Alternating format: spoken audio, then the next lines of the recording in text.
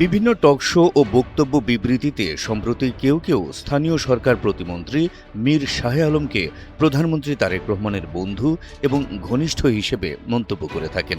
এ নিয়ে নেটিজেনদের মধ্যেও চলে আলোচনা সমালোচনা। এবার নিজের বিরুদ্ধে পরিবার, সম্পদ ও রাজনৈতিক পরিচয় নিয়ে ওঠা সমালোচনার জবাব দিয়েছেন স্থানীয় সরকার প্রতিমন্ত্রী মীর শাহে আলম। তিনি বলেন, প্রধানমন্ত্রী তারেক রহমানের সঙ্গে তার সম্পর্ককে বন্ধুত্ব হিসেবে দেখানো ঠিক নয়। তিনি বিএনপির একজন সাধারণ কর্মী। ৯ জুলাই বৃহস্পতিবার সচিবালয়ের গণমাধ্যম কেন্দ্রে বাংলাদেশ সেক্রেটারিয়েট রিপোর্টার্স ফোরাম আয়োজিত বিএসআরএফ সংলাপে তিনি একথা বলেন। বিএসআরএফ সভাপতি মাসুদুল হকের সভাপতিত্বে সংলাপ সঞ্চালনা করেন সংগঠনের সাধারণ সম্পাদক উবাইদুল্লাহ বাদল। সংলাপে প্রতিমন্ত্রী বলেন, কোনো কারণেই আমাকে প্রধানমন্ত্রী তারেক রহমানের বন্ধু হিসেবে উপস্থাপন করবেন না। আমি বিএনপির একজন সাধারণ কর্মী হিসেবে রাজনৈতিক দায়িত্ব পালন করি। প্রধানমন্ত্রী আমাকে চেনেন, ব্যক্তিগতভাবে জানেন, এইটুকুই আমাদের সম্পর্ক।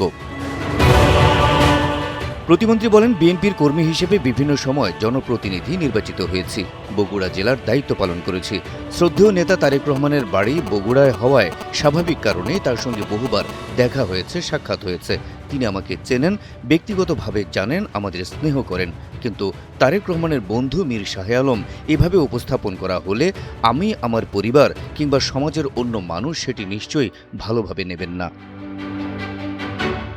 এদিকে প্রতিমন্ত্রী মীর শাহে আলমকে প্রধানমন্ত্রী তারেক রহমানের বন্ধু হিসেবে উপস্থাপন করে প্রধানমন্ত্রীকে বিতর্কিত করার অপচেষ্টা চলছে বলে দাবি করেছেন বিএনপি নেতা রাশেদ খান। বুধবার নিজের ভেরিফাইড ফেসবুক পোস্টে তিনি বলেন, বিভিন্ন টক শোতে বিরোধী পক্ষের বক্তব্যে বারবার বলা হয়েছে যে মীর শাহে আলম প্রধানমন্ত্রী তারেক রহমানের ঘনিষ্ঠ বন্ধু। তবে সম্প্রতি মীর শাহে আলম নিজেই বিষয়টি পরিষ্কার করে বলেছেন, তিনি প্রধানমন্ত্রীর চেয়ে বয়সে অনেক ছোট, কখনো একই সময়ে স্কুল কলেজে পড়েননি এবং রাজনৈতিক সূত্রেই তাদের পরিচয় ও সম্পর্ক গড়ে উঠেছে। রাশেদ খান বলেন, মীর শাহে আলমকে প্রধানমন্ত্রী তারেক রহমানের ঘনিষ্ঠ হিসেবে তুলে ধরে তার সমালোচনার আড়ালে মূলত প্রধানমন্ত্রীকেই বিতর্কিত করার অপচেষ্টা চালানো হচ্ছে। হাবিব রাসেল, এনটিভি অনলাইন।